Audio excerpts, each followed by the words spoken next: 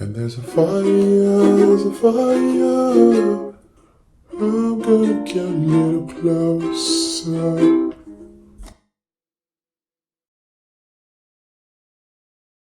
Hello guys, and welcome to another episode of Journalism Era. On this episode of Journalism Era, we'll be covering the Mandalay Fire that happened in Riverside, California on June 29th, 2025. With that being said, it's important to note that as of June 30th, 2025, California has already faced over 3,290 wildfires, burning nearly 97,000 acres and destroying more than 16,000 structures, surpassing the 5-year average for this period in the year. One of those fires struck Riverside on June 29th when the Mandalay Fire ignited near Tyler Street and Mandalay Court around 3:23 p.m.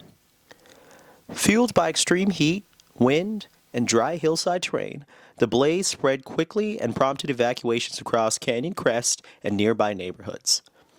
Over 250 personnel, supported by CAL FIRE and the Riverside Fire Department, battled the flames using helicopters, air tankers, and ground crews.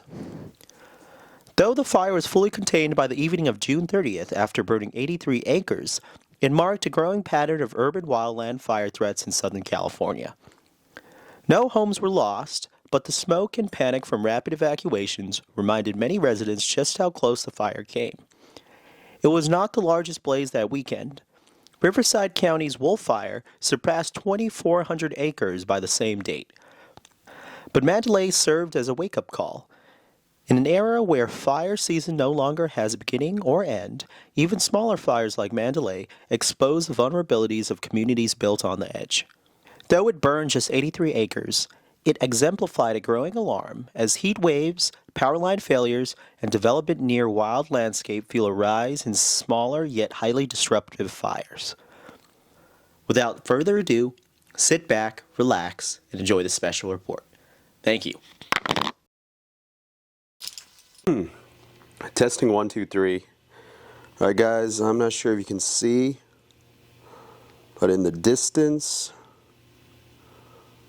we have kind of like a fire going on. As you can probably tell, there's a lot of smoke in the air.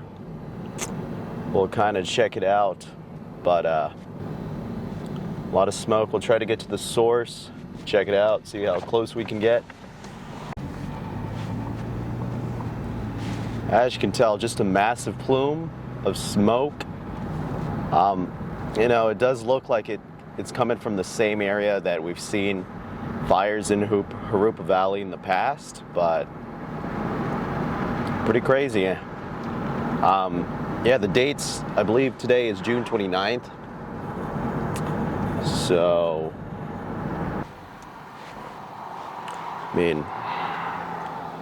right now we're at the intersection of Clay Street and Limonite, and you could just tell, like, in the distance, looks like to be off Van Buren, there's just a large plume of smoke kind of just going out throughout. I'm standing right by the Albertsons that's kind of abandoned in Jurupa Valley, and as you can tell, a lot of smoke coming from the hillside. Let's see if we could try to get a little bit closer. But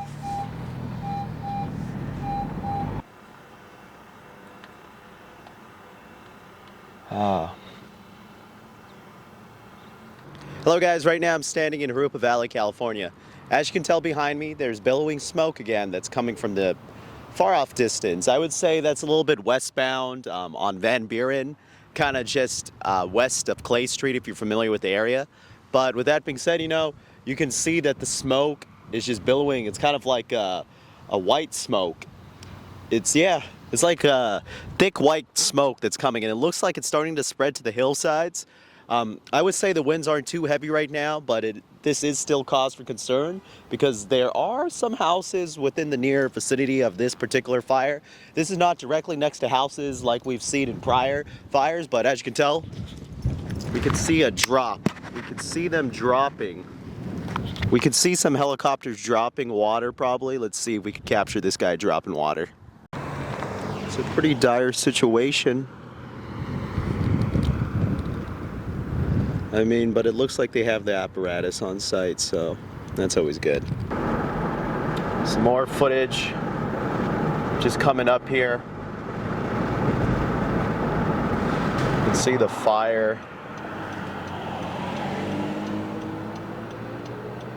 We're on the corner of Clay Street and Van Buren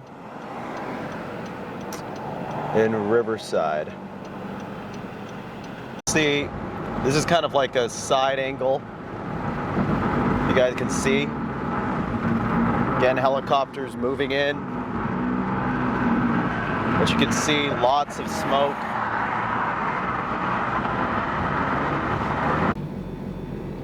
I had to roll up my window because the smoke is just so thick.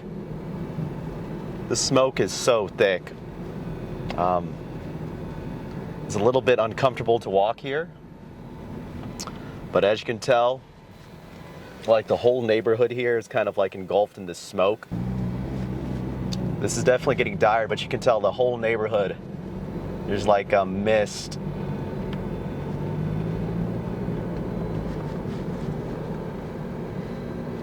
Right now we're at the intersection of Harupa Valley and Idlewild.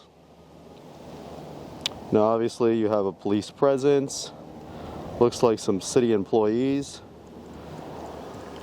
But the smoke, you can tell. I mean, just houses right there, smoke kind of billowing up. If you can see that palm tree in the distance, it's kind of just completely covered in smoke.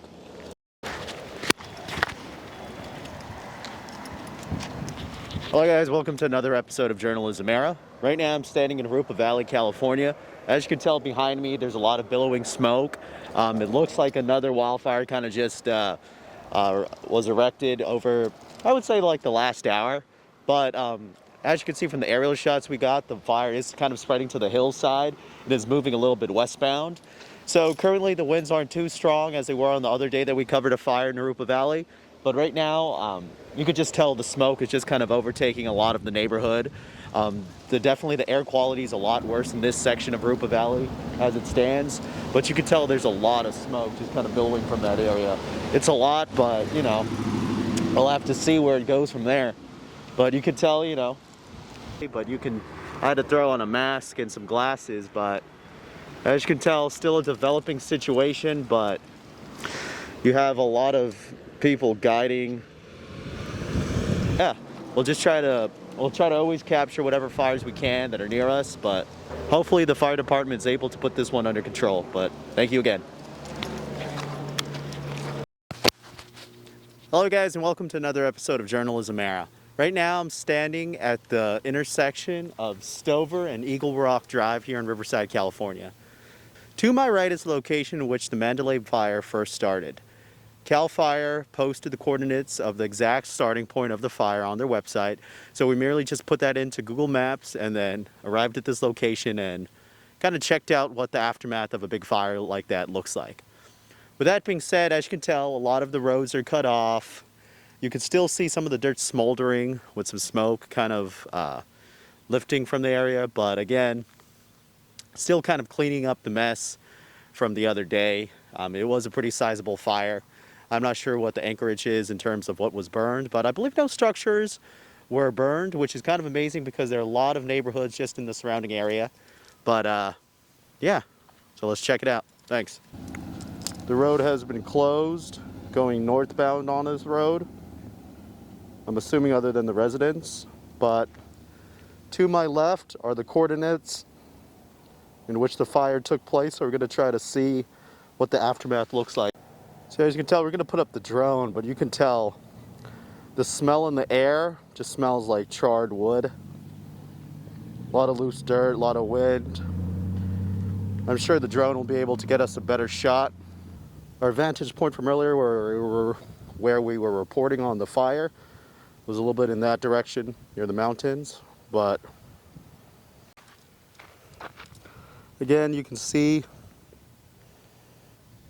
all the plants here are pretty charred.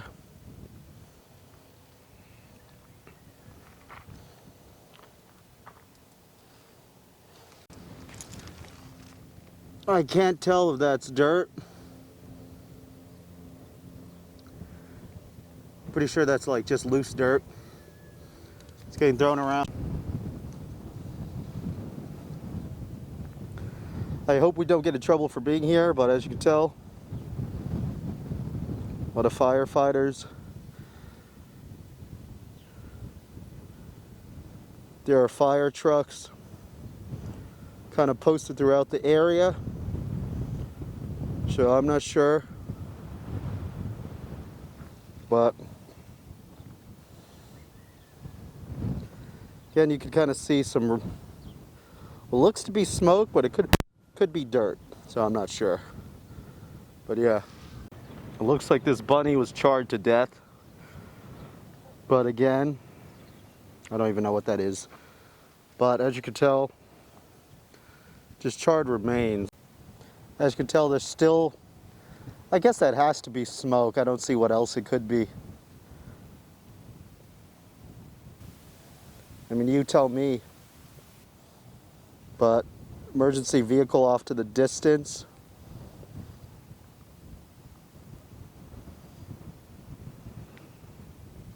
Got some vehicles kind of pushing water on the area. Got a bulldozer, I'm not sure what that's for, but maybe perhaps to unsift the dirt. But you can see where the vast majority of the damage happened. I mean, right across looks to be some pretty new houses. So obviously a scary situation when your livelihood is just minutes away from getting uprooted, but so you can tell this earth is pretty charred. You can see like a lot of burned plants. The wind is kind of picking up, but we'll see what else we can get. So we were just told by one of the firefighters it's not safe to be here, but while we're here, you can tell the earth is pretty scorched. We'll try to see if we can maybe talk to some firefighters. I was told to move a little bit down there, so yeah. You can start up with your first name. My name is Will Powers with Stay Cool Airflow AC and Heating. I was in Wisconsin. I could actually see the fire happening from my Ring camera. I was kind of helpless on what I can do, and then I had a company called Rodeo Poopy Scoopy.